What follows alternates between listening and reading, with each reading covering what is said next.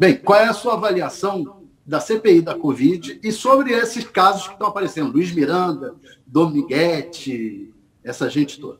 A minha sensação é que a milícia desceu em Brasília. Você vê um cabo da polícia de Minas Gerais, ser intermediário legitimado pelo governo Bolsonaro para intermediar a vacina e propor propina como testa de ferro de uma empresa americana, e não sei o que, isso daí, e depois ir lá e trazer uma gravação fraudada notoriamente, é uma coisa assim, claramente é aquilo que eles estão acostumados a fazer lá nas milícias do Rio de Janeiro. Sabe, plantar arma, alterar a cena do crime. Isso aí é a turma do Bolsonaro, porque, para mim, não resta a menor dúvida de quem está por trás de toda esta negociata, chama-se Flávio Bolsonaro. Eu já tenho muitos indícios da presença do Flávio Bolsonaro na intermediação de todo o setor de compra do Ministério da Saúde no Rio de Janeiro. Então, é uma pista para a nossa Folha de São Paulo, para o nosso UOL, ir em cima e olhar essa estrutura de compras. E a razão de estar essa coisa acontecendo é essa prática de milicianos que eles são, né? É assim que o Queiroz se livra dos 10 homicídios que foi acusado. Não se explica por que botou R$89 mil na conta da primeira-dama, enfim.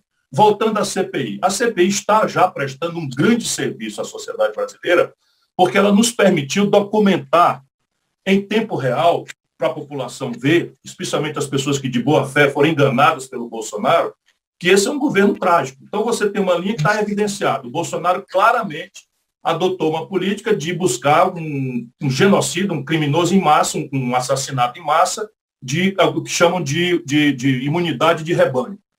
Isso é uma estupidez inominável, mas fica flagrante que essa era a estratégia do Bolsonaro. Contaminar logo todo mundo em brevíssimo espaço de tempo, morresse 1 milhão, 1,5 milhão, 2 milhões, acabaria o assunto e o efeito econômico na cabeça delirante dele, desorientado pelo Guedes, seria minimizado e ele só pensa em reeleição.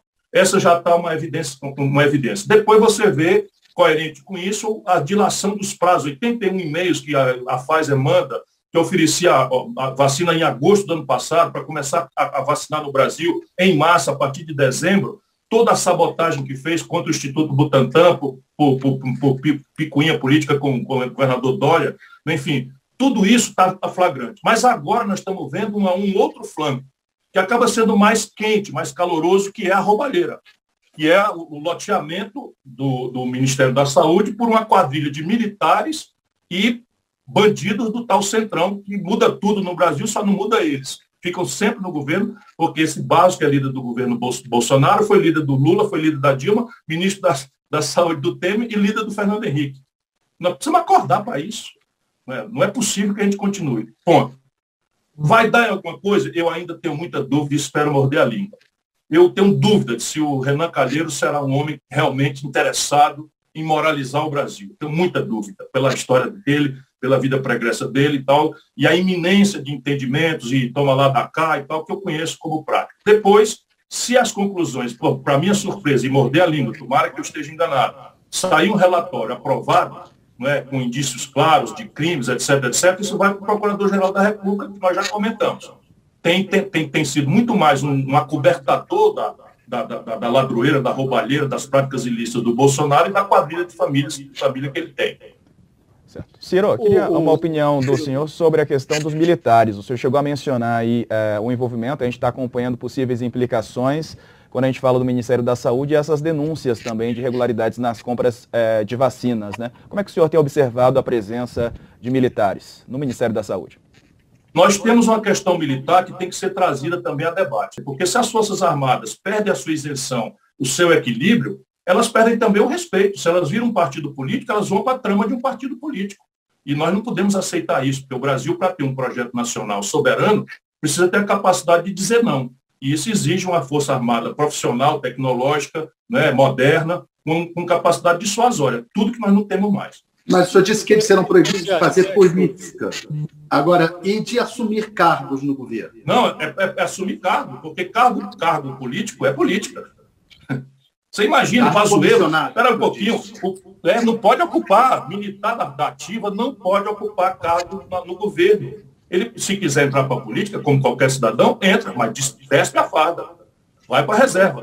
Onde é que já se viu, francamente, só uma república de banana de quinta categoria, que eu não aceito que o Brasil seja, um general boçal como o Pazuello, na ativa, seu ministro da Saúde, dizer um manda, outro obedece na questão da vacina. Ele fez o acordo com o Butantan para entregar a vacina, o Bolsonaro disse que quem manda é ele, e ele desfaz o acordo e diz que quem um manda, outro obedece. O que é isso? Onde é que nós estamos? Isso está desmoralizando as Forças Armadas brasileiras ante a opinião pública. O Mourão disse que o Ministério da Saúde sempre teve problemas desse tipo de corrupção. O senhor foi ministro da Saúde, né? Não. Eu fui ministro da Fazenda e da Integração Nacional. Fui secretário de Saúde no Ceará. Secretário de Saúde, perdão. Ali sempre foi essa roubalheira? O senhor concorda com isso? Olha, sempre foi, e é uma coisa mais ou menos institucionalizada que nunca mudou ao longo desse período inteiro. Você lembra do escândalo do sanguessuga, o escândalo das ambulâncias na época do Lula, não é? Ali basicamente é o seguinte: você feudalizou, a República Brasileira está feudalizada e algumas quadrilhas se incrustaram e se especializaram em roubalheira em determinados lugares. Então tem a quadrilha da Petrobras, que foi devassada. O Lula deu R$1 bilhão de contrato sem licitação para o Eunício Oliveira, que virou por isso senador, presidente do Senado, e votou pelo impeachment, já é amigo de infância de novo do PT. Enfim, loteou o sistema elétrico, né, com o PMDB do Maranhão e etc, etc. E a saúde sempre foi loteada, no caso, pelo próprio PT, que comandou ali. Muitos anos atrás, Thales, eu fiz uma denúncia disso e a Justiça de São Paulo me condenou a uma indenização milionária porque eu denunciei corrupção no Ministério da Saúde. Eu não me lembro. Qual foi a sua denúncia? Na época do Santilo, eu tinha as evidências todas, eles liberaram dinheiro pela FUNASA, que é outro âmbito de roubalheira, para saneamento básico. E Sobral ainda era um político muito local e tal, e o prefeito lá pegou o cheque do Ministério, endossou atrás de toda a conta particular dele. Todos isso documentado. E eu denunciei na época e me processaram em São Paulo, sendo eu do Ceará e o Ministério em Brasília, me processaram em São Paulo e a Justiça de São Paulo me determinou uma indenização monstruosa. O senhor falou que o presidente da Câmara foi subornado. É isso? O Ministério da Saúde faz parte desse suborno? Nesse caso aí, foram R$3 bilhões de emendas ao orçamento, né, distribuídas sem nenhum critério na véspera da eleição do presidente da Câmara. Isso também é público. Isso também é absolutamente público. No caso aí do Ministério, é briga de quadrilha, porque o Lira e o Barros não se bicam. Então, muito provavelmente, o Luiz Miranda foi estimulado pelo Lira para detonar o Barros. Os dois são do PP e rivalizam em quem é o grande intermediário das molecagens do Bolsonaro com a Câmara. O senhor mencionou os entraves, né, que existem no país para que se chegue à mera tramitação do processo de impeachment, nem a aprovação, né? Para usar a sua expressão, isso depende de uma avaliação unipessoal do presidente da Câmara, né? E na outra ponta, nós temos aí uma CPI funcionando e dessa CPI pode resultar um relatório que recomende o processo por crime de responsabilidade, mas também o processo por crime comum, né? Neste caso, iria para uma outra avaliação unipessoal, dessa vez, do Procurador-Geral da República, o Augusto Aras, que também está a Procuradoria hoje aparelhada e submetida ao Presidente da República. Nós estamos vivendo um momento muito atípico, né? Como sair dessa armadilha? É preciso mudar a lei ou há como agir contra esses dois personagens, o Presidente da Câmara e o Procurador-Geral?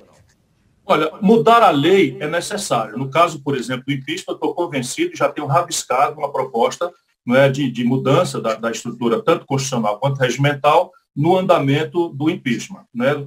Tem que se atribuir, como qualquer ato, tem que se atribuir duas questões: um prazo e a obrigatoriedade da motivação, para sim ou para não, e o grau de recurso. Qualquer ato administrativo tem que ter essas características. A rigor, se nós tivéssemos...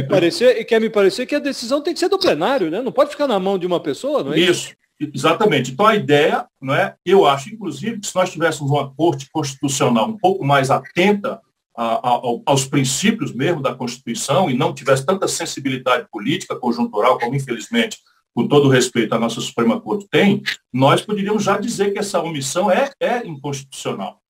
porque tem que motivar. Quanto à Procuradoria-Geral da República, no caso, a lei já existe. Trata-se de crime de prevaricação. Né? O dever funcional do Procurador-Geral da República, uma vez recebendo denúncias consubstanciadas com indícios eloquentes de prática de delito comum, de crime comum, que não é o crime de responsabilidade, é dever funcional do representante do Ministério Público representar, fazer a apuração. De novo, quando o Ministério Público representa, ele não está condenando, ele está apenas abrindo a possibilidade, inclusive, daquele acusado de se defender. Não é? Mas, no caso, a obstrução parece claramente prevaricação na minha compreensão.